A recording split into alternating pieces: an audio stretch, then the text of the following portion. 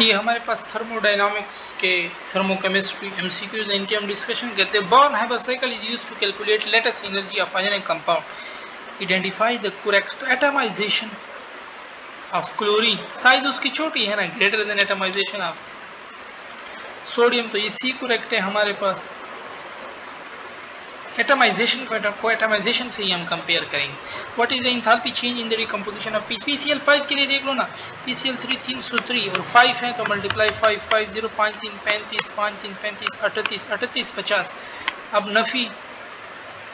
नफी में क्या आ रहा है, पीसीएल 3 क्योंकि इसकी डिकम्पोजिशन हो रही है 330 जरा 3 करोगे तो 990 जमा 240 एक ये हैं, तो इसको अगर मैं जमा कर लूँ ना, मैं कैलकुलेटर से कर लूँ, बाकी आप लोग ये कर सकते हैं अगर इस तरह स्ट्रेट लिख लें। हमारे पास क्या था 330 ज़रा 5 1650 था, 1650 330 है ना,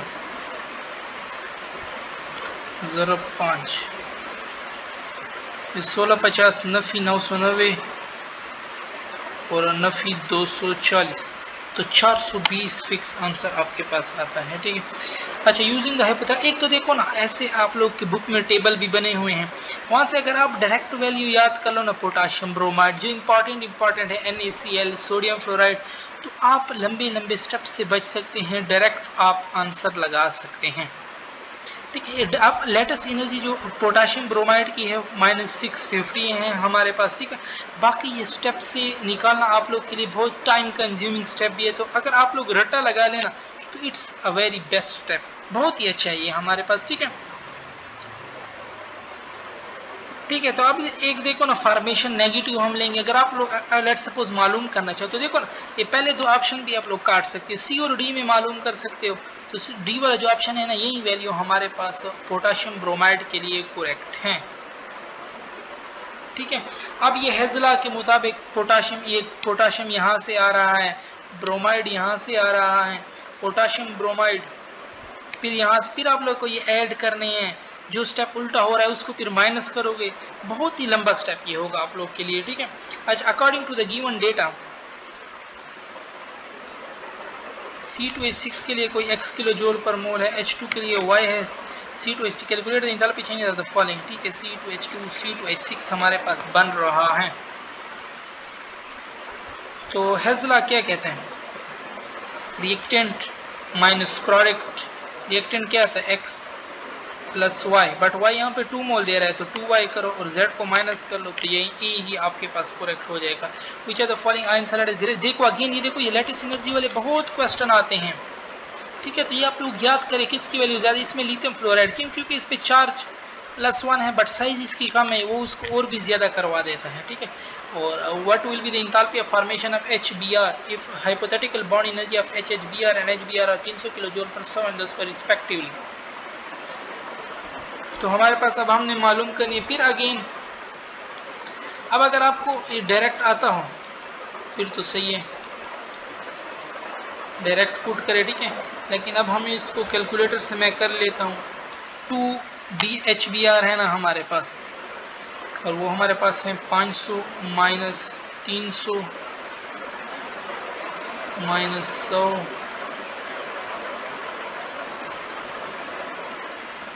ठीक है, 3Br 300 किलो जूल है, ये 100 है, वो 250 है हमारे पास, तो HBr तो हमारे पास 2 मोल बन रहा है ना, वो तो फिर हमारे पास 500 हो जाएगा।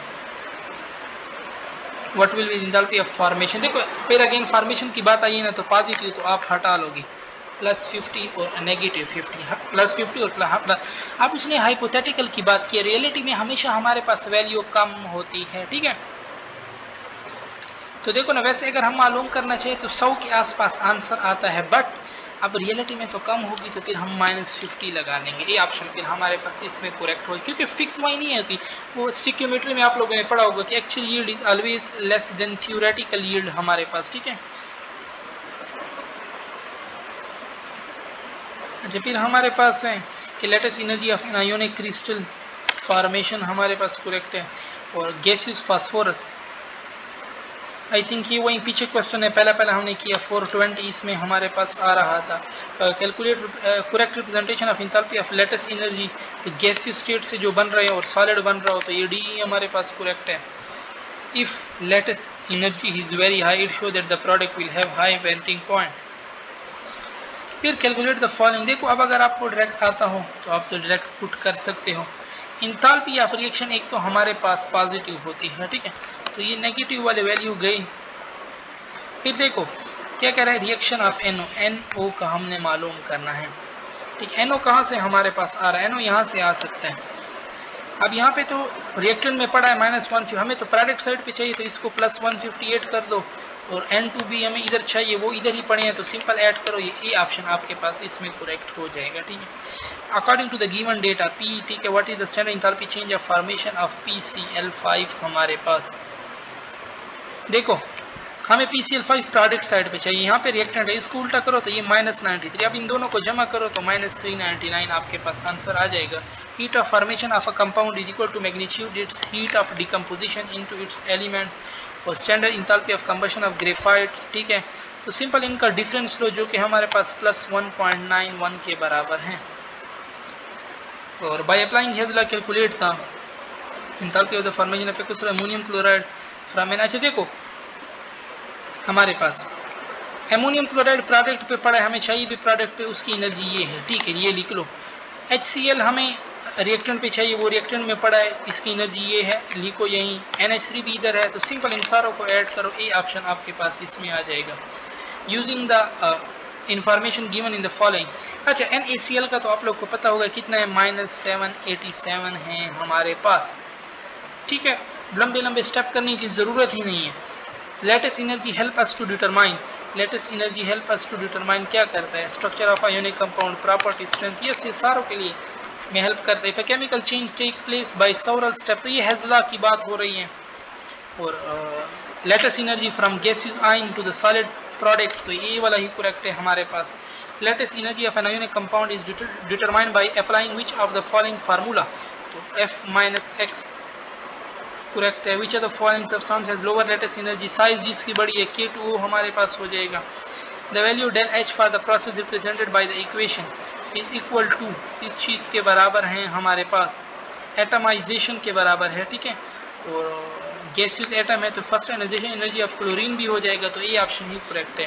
Latest energy depend on which of the following, size of cation and anion, magnitude of charge, तो बोथ ए एंड बी हमारे पास करेक्ट है। Latest energy is the amount of heat energy released in the formation of one mole of ionic solid from its gaseous ion, or the value of del H for the process represented by the equation।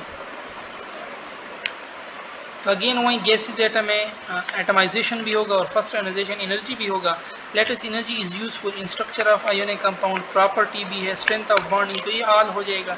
Hedge law is use to determine indirect measurement of del H, heat of combustion, heat of formation, all of these correct हैं। और the bond energy depend on size of atom, electronegativity, difference, bond length, सारों पे depend करता है।